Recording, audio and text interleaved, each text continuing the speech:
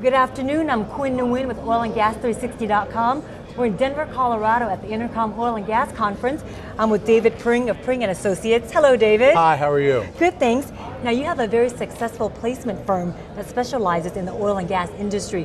What changes are you seeing in the industry as it relates to employment? Well, over the last few months, I'd say in the last 5 or 6 months, it's gotten very active.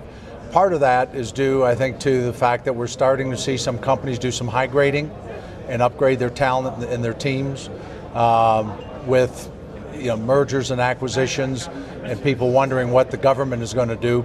I think boards and the C-suite executives are just repositioning what they have as far as talent.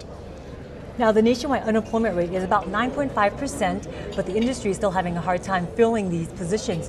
What are you folks doing to help these companies find qualified candidates? Well, if you look at a little history as to what's happened, with the downturn in the energy industry back in '85 and '86, you had massive layoffs, and as a result, the interest or the promotion of let's say the petroleum disciplines just wasn't there. Classic example, we study 6 schools, Texas A&M, Colorado School of Mines, Rolla, LSU, and Oklahoma. And the amount of graduates that came out, let's say pre-85 compared to post-85 were almost a 5 to 1. So what's there today, you have an aging of the workforce where the average age of your petroleum technical professionals probably in 53, 54 age range, and you just don't have a lot of people that have come out of the universities to replace them.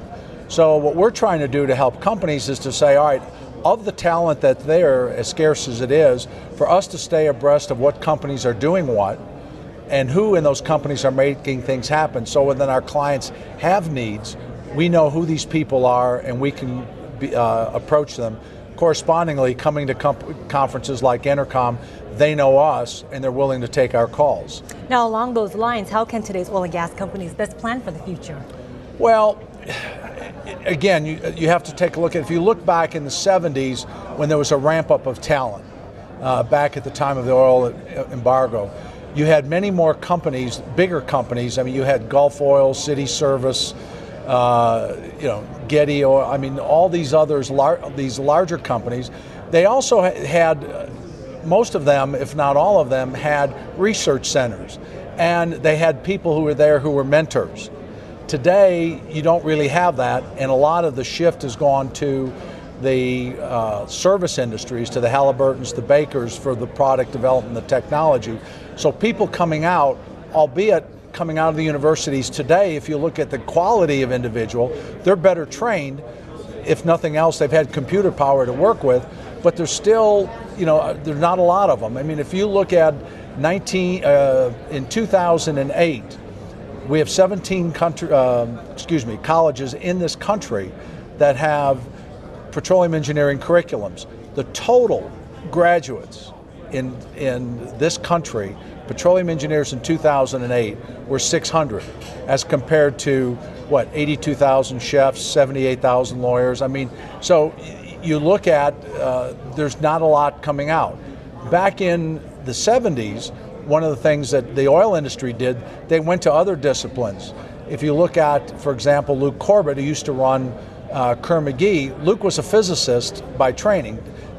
Amoco taught him to be a geophysicist and an explorer.